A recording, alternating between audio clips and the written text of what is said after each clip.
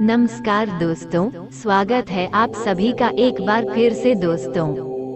साल 2023 में सावन का महीना कब है, इसमें कितने सोमवार पड़ेंगे, सावन की समाप्ति कब होगी और रक्षाबंधन कब है, सावन में व्रत का पालन कैसे करें, व्रत में कौन सी चीजें नहीं खानी चाहिए, जान ले सब कुछ आज के इस वीडियो में।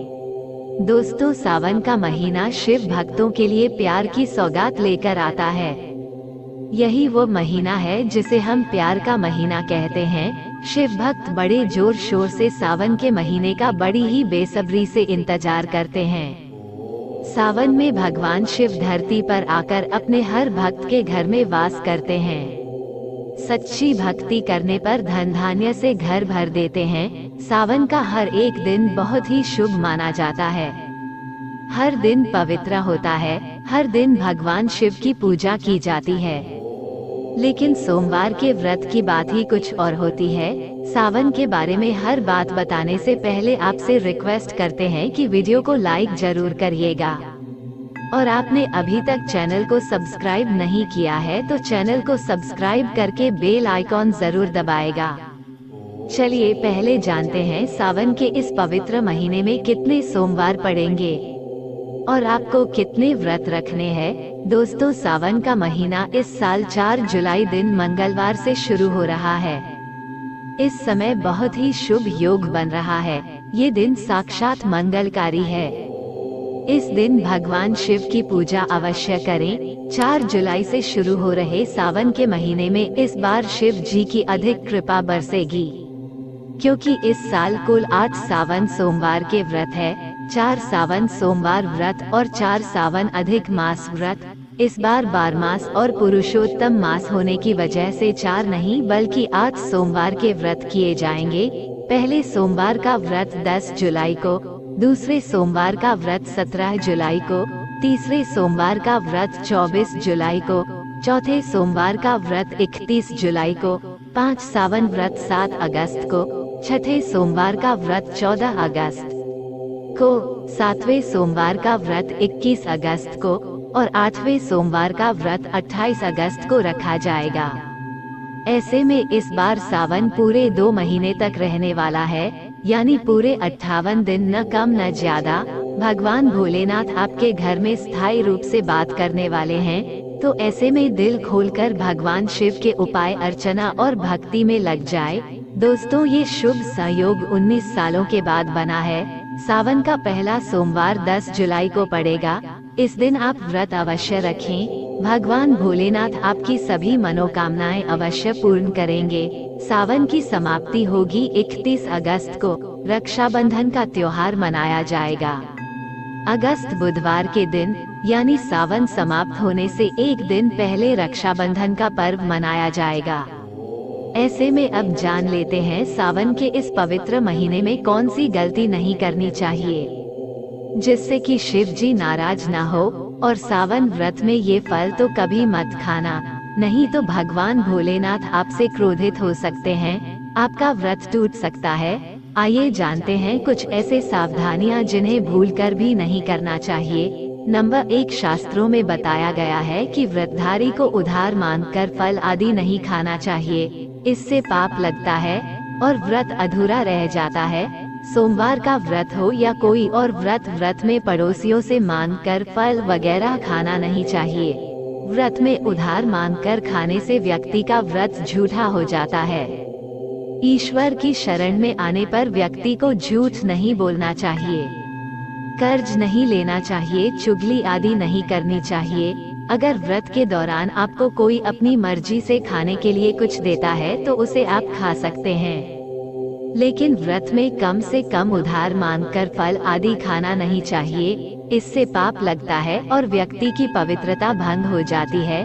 नंबर 2, सोमवार का व्रत हो या सावन का व्रत, आपको नाशपाती नहीं खाना चाहिए। दरअसल इस फल का नाम नाशपाती यानी नाश करने वाला होता है, इसलिए इस फल को व्रत में नहीं खाना चाहिए। व्रत आदि को छोड़कर किसी और दिन आप इसे खा सकते हैं, लेकिन जिस दिन आपका व्रत हो उस दिन नाशपाती का सेवन बिल्कुल नहीं करना चाहिए और भगवान को भी नाशपाती नहीं चढ़ाना चाहिए। नंबर 3, कभी कुट्टू या सिंघाड़े का आटा खाने से भी आपका व्रत टूट सकता है। दोस्ती, लंबे समय से रखा हुआ आटा आपका व्रत भंग कर सकता है। व्रत हमेशा शुद्धता में ही रखना चाहिए। सावन का महीना बड़ा ही पवित्र महीना माना गया है, इसलिए ये 5 चीजें भगवान शंकर के पास कभी ना रखें। जानते हैं उनके बारे में। नंबर 1, जहाँ शिवलिंग रखा हो या महादेव की कोई भी प्रतिमा हो, वहाँ पर भूलकर भी जूते चप्पल लेकर जाना नहीं चाहिए। नंबर 2, अक्सर महिलाओं को मासिक धर्म आ जाता है और वो बिना किसी को बताए पूजा पाठ कर लेती है, जो कि शास्त्रों में वर्जित माना गया है। इस समय महिलाओं को जानकर भी अनजान नहीं बनना चाहिए।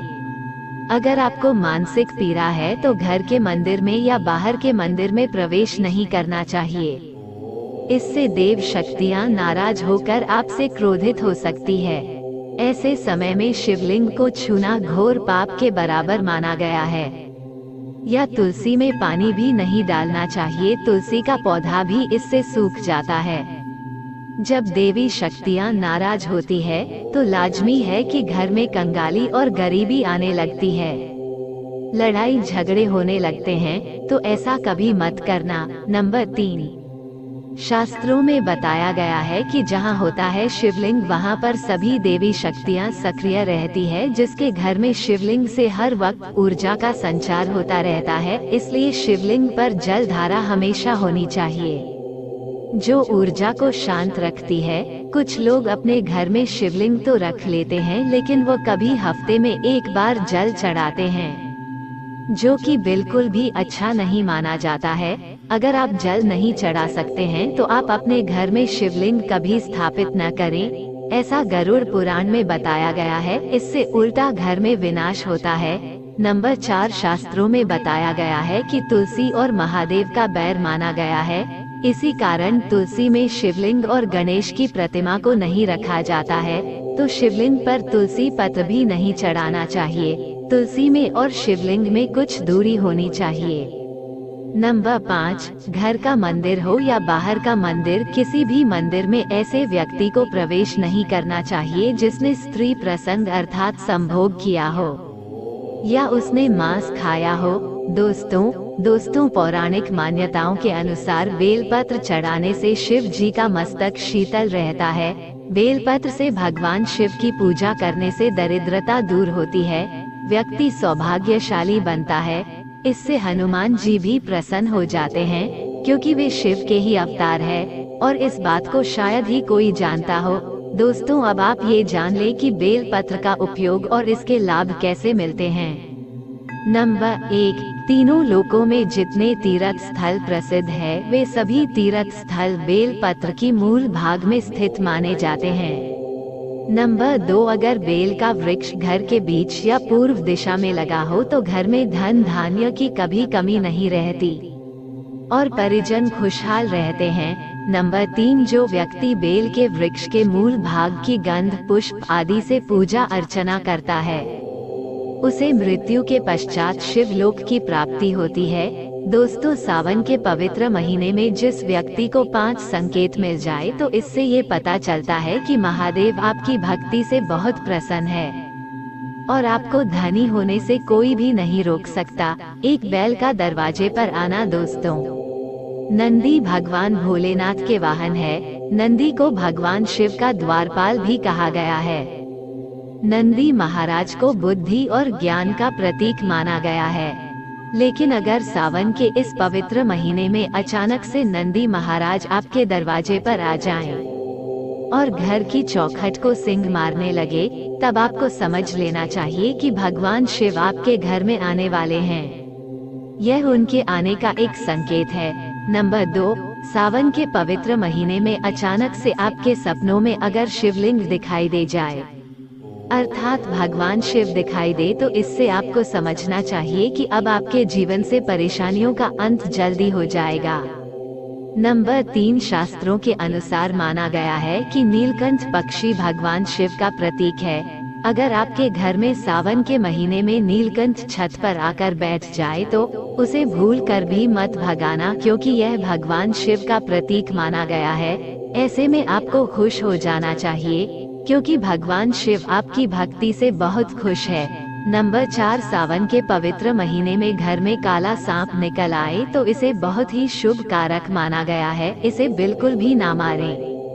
नंबर 5, सावन के शुभ अवसर पर सोमवार के दिन डमरू की आवाज या घंटियों की आवाज सुनाई दे तो यह अत्यंत शुभकारी माना गया है। इसका अर्थ यह है कि भगवान भोलेनाथ आपसे प्रसन्न है और जल्द ही आपके घर और जीवन में प्रवेश करने वाले हैं। दोस्तों, महादेव की कृपा पाने के लिए एक बार भगवान शिव का जयकारा जरूर लगाएं। हर हर महादेव, ओम नमः शिवाय। भगवान शिव के लिए एक लायक तो बनता है। उम्मीद करते हैं आपको जानकारी पसंद आई होगी।